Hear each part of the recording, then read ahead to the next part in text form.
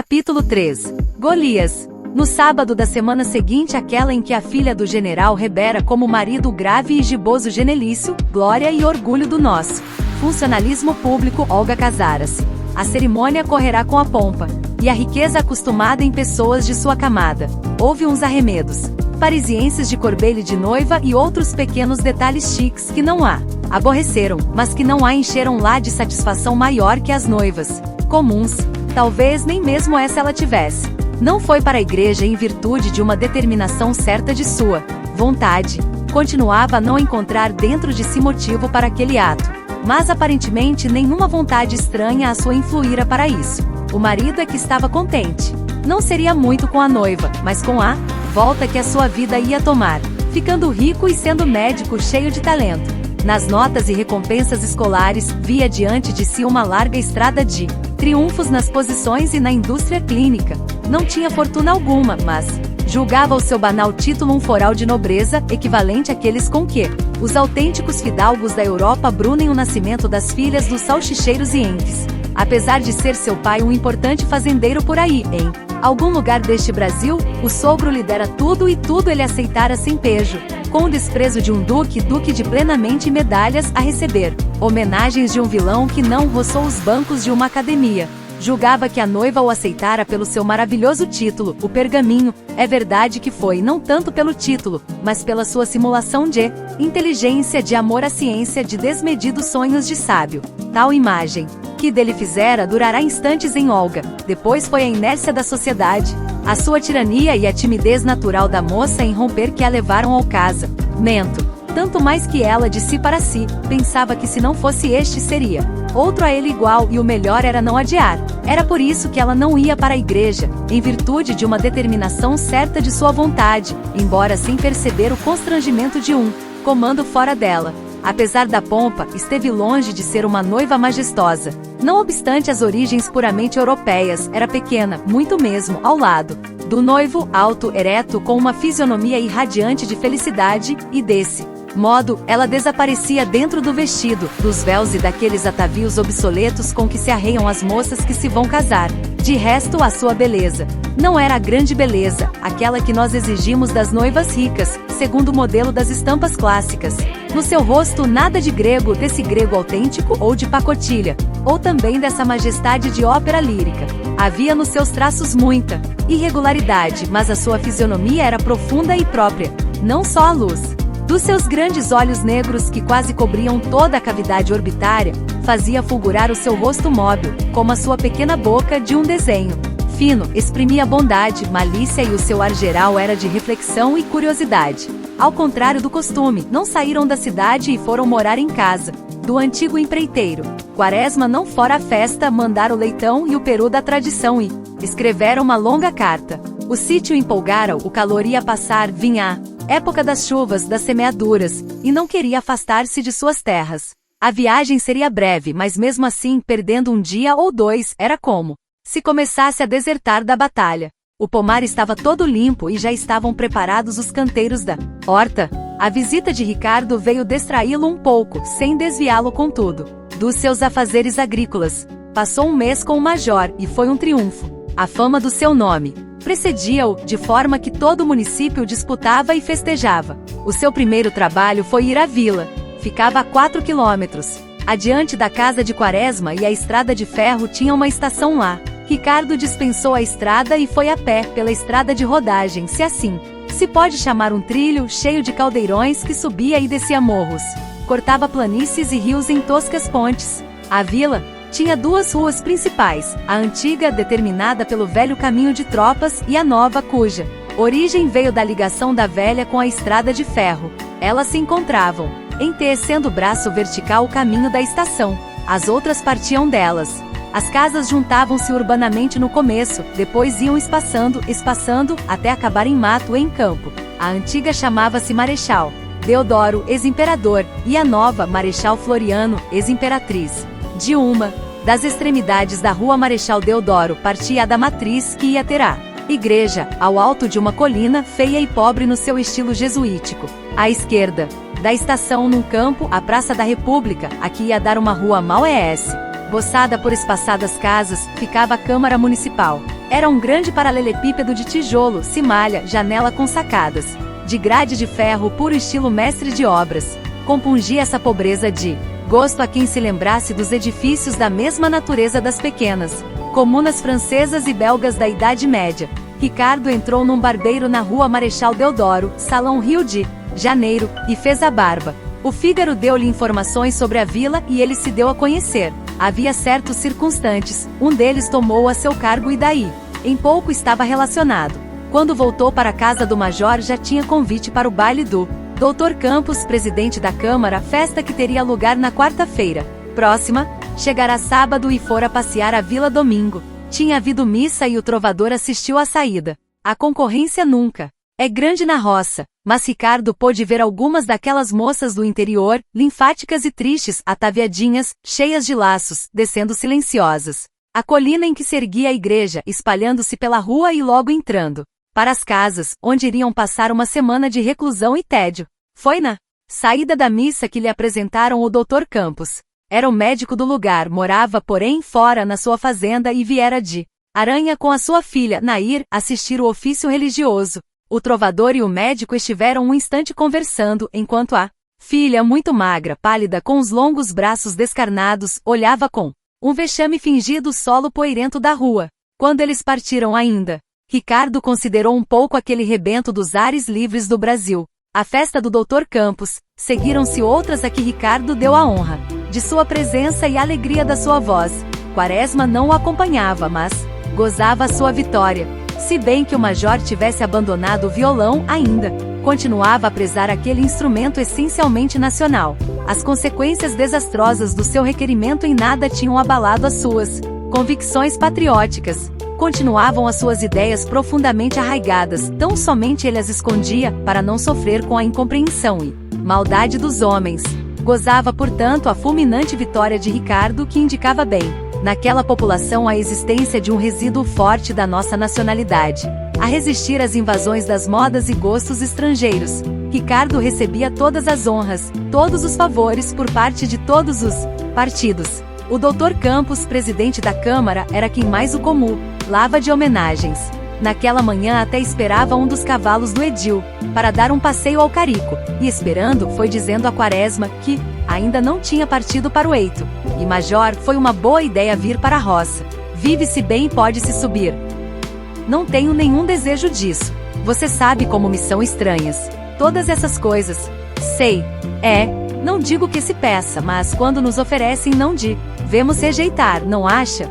Conforme, meu caro Ricardo, eu não podia aceitar encargo de comandar uma esquadra. Até aí não vou. Olhe, Major, eu gosto muito de violão, mesmo dedico a minha vida ao seu levantamento moral e intelectual. Entretanto, se amanhã o presidente dissesse, seu Ricardo, você vai ser deputado, o senhor pensa que eu não aceitava, sabendo perfeitamente que não podia mais desferir os trenós do instrumento? Ora, se não se deve perder vaza, Major. Cada um tem as suas teorias. De certo. Outra coisa, Major, conhece o Dr. Campos? De nome. Sabe que ele é presidente da Câmara? Quaresma olhou um instante para Ricardo com uma ligeira desconfiança. O menestrel não notou o gesto do amigo e emendou. Mora daqui a 1 légua. Já lhe toquei em casa e hoje vou a cavalo passear com ele. Fazes bem. Ele quer conhecê-lo. Posso trazê-lo aqui? Podes.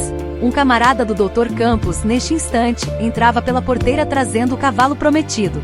Ricardo montou e Quaresma seguiu para a roça ao encontro dos seus 2 empregados. Eram agora 2, pois além do Anastácio, que não era bem um empregado, mas agregado, admitira o Felizardo. Era manhã de verão, mas as chuvas continuadas dos dias anteriores tinham atenuado a temperatura.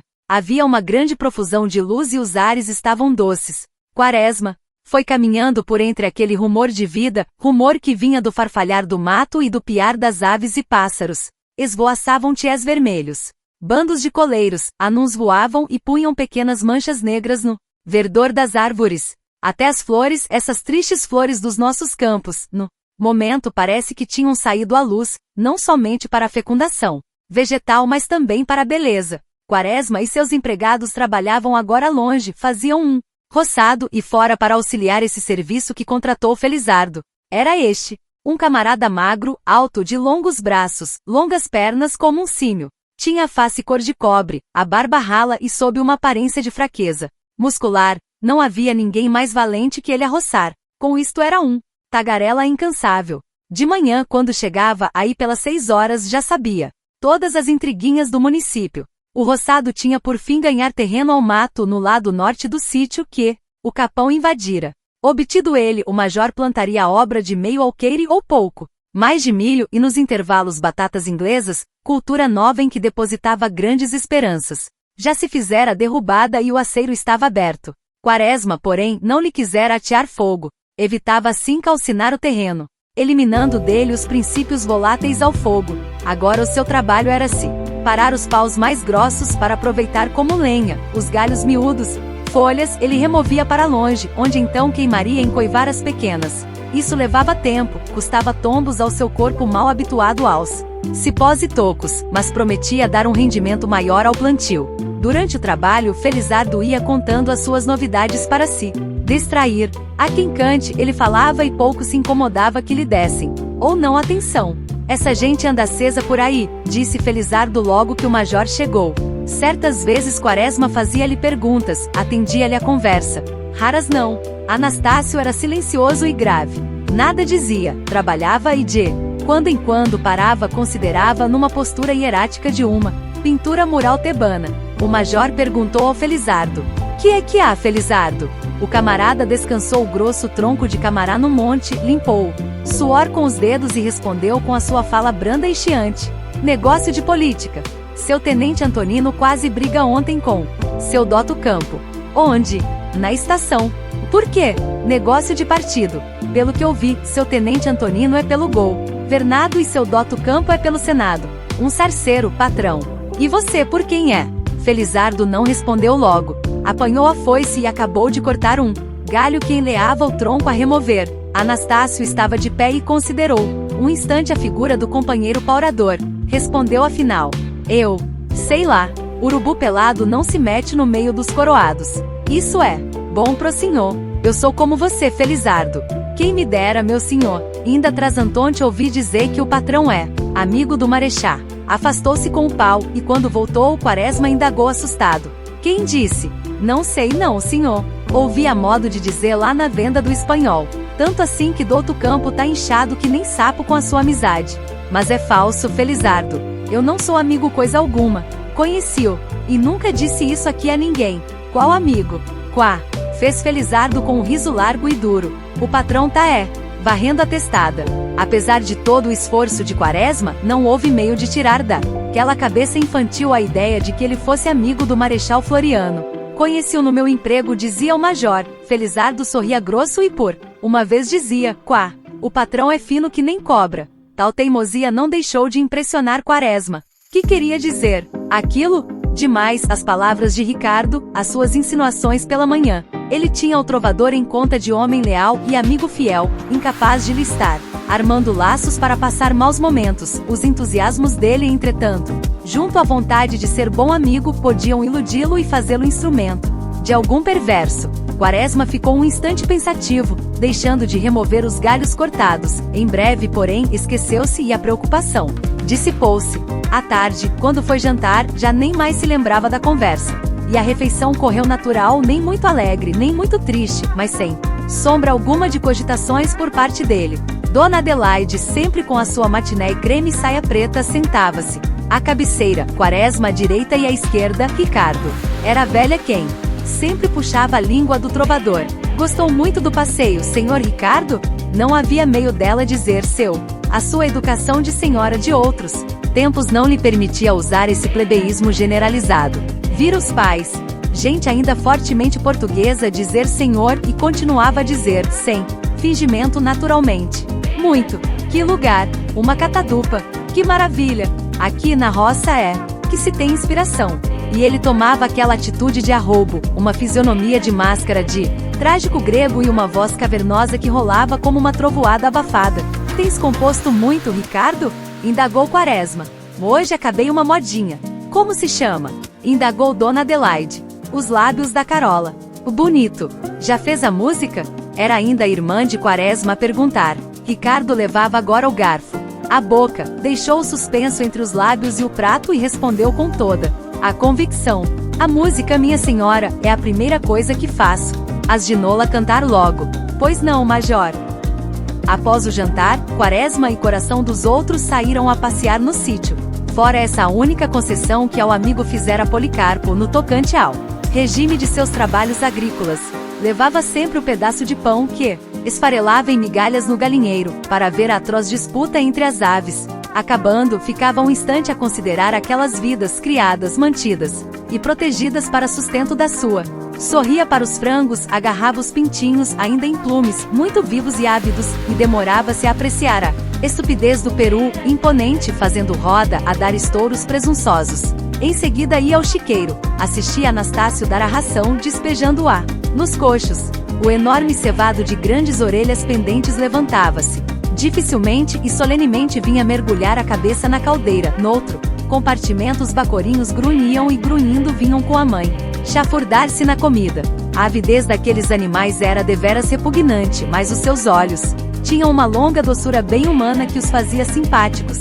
Ricardo apreciava pouco aquelas formas inferiores de vida, mas Quaresma ficava minutos esquecidos a contemplá-las numa demorada interrogação muda. Sentavam-se a um tronco de árvore, e Quaresma olhava-o céu alto, enquanto o Coração dos Outros contava qualquer história. A tarde ia adiantada. A terra já começava a amolecer pelo fim daquele beijo ardente e demorado do sol. Os bambus suspiravam, as cigarras ciciavam, as rolas gemiam amorosamente. Ouvindo passos, o major voltou-se. Padrinho, Olga. Mal se viram, abraçaram-se, e quando se separaram ficaram ainda a olhar, um para o outro com as mãos presas. E vieram aquelas estúpidas e tocantes frases de encontros satisfeitos. Quando chegaste?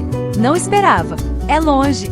Ricardo olhava embevecido com a ternura dos dois. Anastácio tirara o chapéu e olhava a sinhazinha com o seu terno e vazio olhar de africano. Passada a emoção, a moça se debruçou sobre o chiqueiro, depois passou a vista pelos 4 pontos e Quaresma perguntou: que de teu marido? O doutor? Está lá dentro. O marido tinha resistido muito em acompanhá-la até ali. Não lhe parecia bem aquela intimidade com um sujeito sem título, sem posição brilhante e sem fortuna. Ele não compreendia como seu sogro, apesar de tudo, um homem rico de outra esfera, tinha podido manter e estreitar relações com um pequeno empregado de uma repartição secundária e até fazê-lo seu compadre. Que o contrário se desse era justo, mas como estava a coisa, parecia que abalava toda a hierarquia da sociedade nacional. Mas em definitivo, quando Dona Adelaide o recebeu cheia de um imenso respeito, de uma particular consideração, ele ficou desarmado e todas as suas pequenas vaidades foram trocadas e satisfeitas. Dona Adelaide, mulher velha, do tempo em que o Império armava essa nobreza escolar, possuía em si uma particular reverência, um culto pelo doutorado, e não lhe foi, pois, difícil demonstrá-lo quando se viu diante do doutor Armando Borges, de cujas notas e prêmios ela tinha exata notícia. Quaresma mesmo recebeu-o com as maiores marcas de admiração e o doutor, gozando aquele seu sobre-humano prestígio, ia conversando pausadamente, sentenciosamente, dogmaticamente, e à proporção que conversava, talvez para que o efeito não se dissipasse, virava com a mão direita o grande anelão simbólico, o talismã, que cobria a falange do dedo indicador esquerdo, ao jeito de marquise.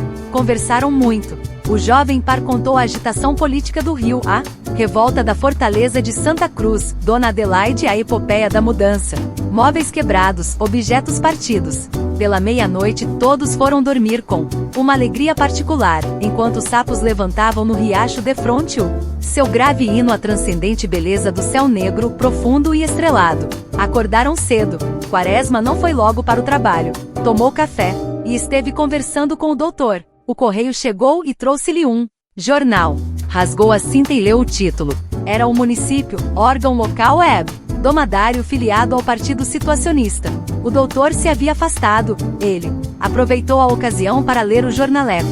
Pôs o pince-nez, recostou-se na cadeira de balanço e descobriu o jornal. Estava na varanda, o terral soprava nos bambus que se inclinavam molemente. Começou a leitura. O artigo de fundo intitulava-se Intrusos, e consistia em uma tremenda descompostura aos não nascidos no lugar que moravam nele verdadeiros estrangeiros, que se vinham intrometer na vida particular e política da família curuzuense. perturbando-lhe a paz e a tranquilidade.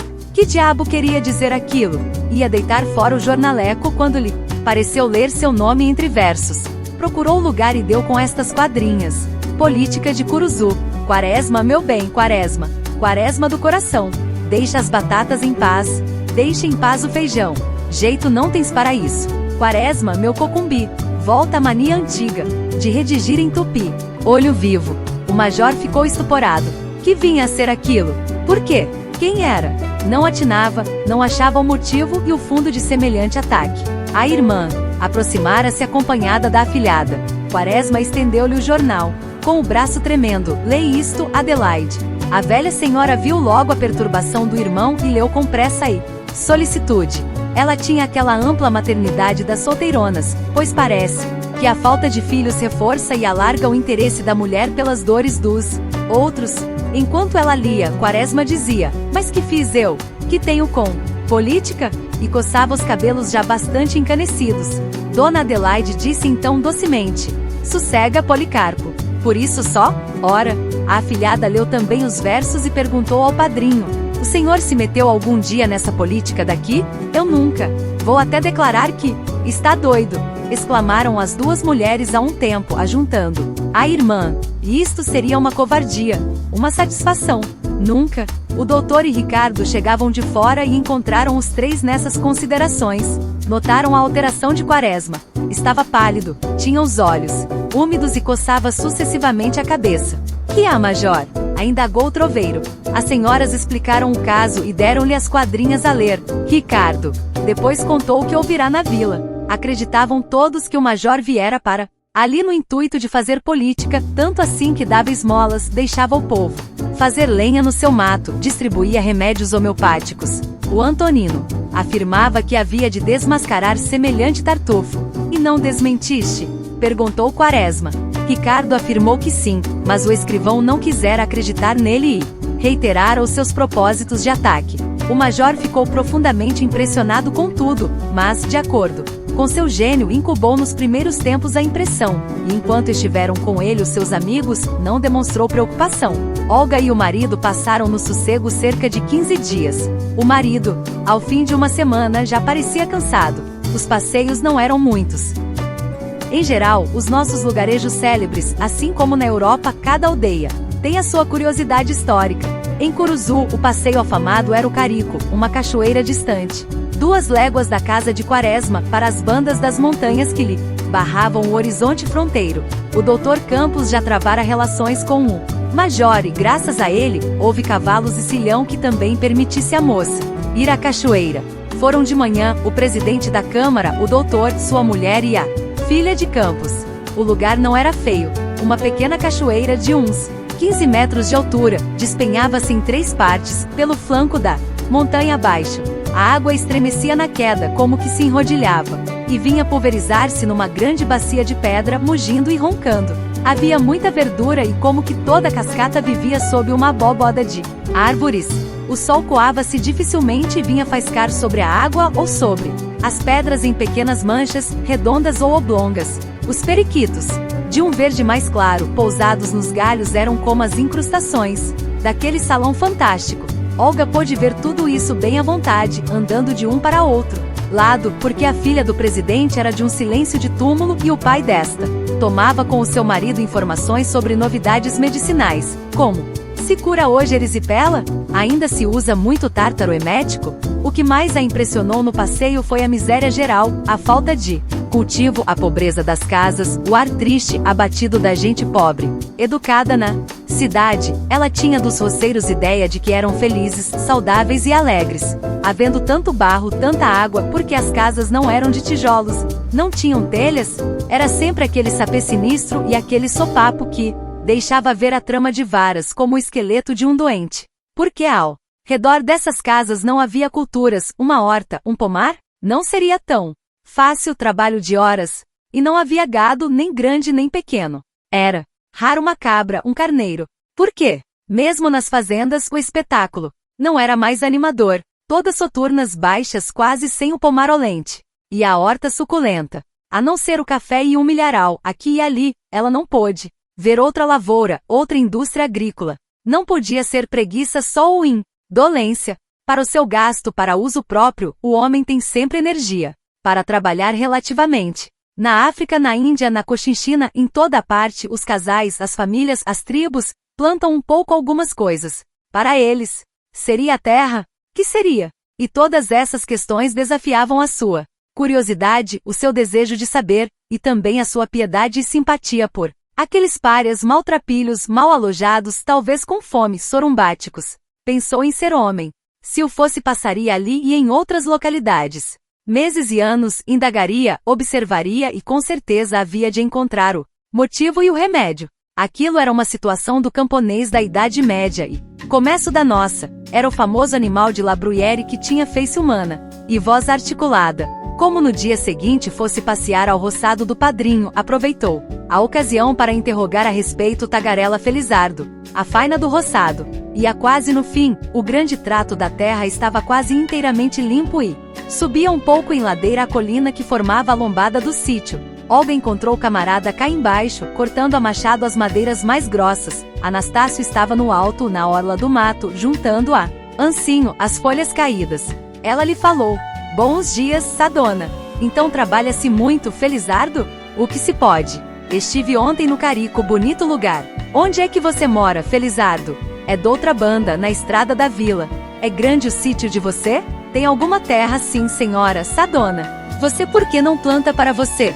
"Quá, Sadona. O que é que a gente come? O que plantar ou aquilo que a plantação der em dinheiro?" Sadona tá pensando uma coisa e a coisa é outra. Enquanto planta, cresce e então... "Quá, Sadona, não é assim." Deu uma machadada, o tronco escapou, colocou o melhor no picador e, antes de desferir o machado, ainda disse: "Terra não é nossa." "E formiga?" "Nós não tem ferramenta, isso é bom. Para italiano ou alemão que o governo dá tudo. Governo não gosta de nós." Desferiu o machado firme e seguro, e o rugoso tronco se abriu em duas partes quase iguais, de um claro amarelado, onde o cerne escuro começava a aparecer. Ela voltou querendo afastar do espírito aquele desacordo que o camarada indicara, mas não pôde. Era certo. Pela primeira vez notava que o self-help do governo era só para os nacionais, para os outros todos os auxílios e facilidades, não contando com a sua anterior educação e apoio dos patrícios. E a terra não era dele? Mas de quem era então tanta terra abandonada, que se encontrava por aí? Ela vira até fazendas fechadas com as casas em ruínas. Por que esse acaparamento, esses latifúndios inúteis e improdutivos? A fraqueza de atenção não lhe permitiu pensar mais no problema. Foi vindo para casa, tanto mais que era a hora de jantar e a fome lhe chegava. Encontrou o marido e o padrinho a conversar. Aquele perderá um pouco da sua morgue. Havia mesmo ocasião em que era até natural. Quando ela chegou, o padrinho exclamava: "Adubos, é lá possível que um brasileiro tenha tal ideia? Pois se temos as terras mais férteis do mundo, mas se esgotam, major." Observou o doutor. Dona Adelaide, calada, seguia com atenção o crochê que estava fazendo. Ricardo ouvia com os olhos arregalados, e Olga intrometeu-se na conversa. "Que zanga é essa, padrinho? É teu marido que quer convencer-me que as nossas terras precisam de adubos. Isto é até uma injúria." "Pois fique certo, major, se eu fosse o senhor," aduziu o doutor, "ensaiavam os fosfatos." "De certo, major," obtemperou Ricardo. "Eu, quando comecei a tocar violão, não queria aprender música." "Qual música? Qual nada? A inspiração. Basta. Hoje vejo que é preciso." É assim, resumia ele. Todos se entreolharam, exceto Quaresma, que logo disse com toda a força d'alma: "Senhor doutor, o Brasil é o país mais fértil do mundo, é o mais bem dotado e as suas terras não precisam empréstimos para dar sustento ao homem." "Fique certo. Há mais férteis, major," avançou o doutor. "Onde?" "Na Europa." "Na Europa?" "Sim, na Europa. As terras negras da Rússia, por exemplo." O major considerou o rapaz durante algum tempo e exclamou triunfante: "O senhor não é patriota." Esses moços. O jantar correu mais calmo.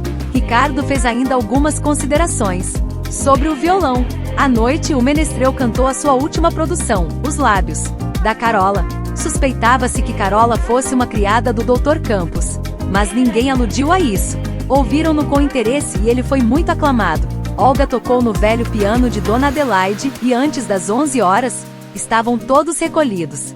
Quaresma chegou a seu quarto, despiu-se, enfiou a camisa de dormir, e deitado pôs-se a ler um velho elogio das riquezas e opulências do Brasil. A casa estava em silêncio, do lado de fora, não havia a mínima bulha. Os sapos tinham suspendido um instante a sua orquestra noturna. Quaresma lia, e lembrava-se que Darwin escutava com prazer esse concerto dos charcos. Tudo na nossa terra é extraordinário, pensou.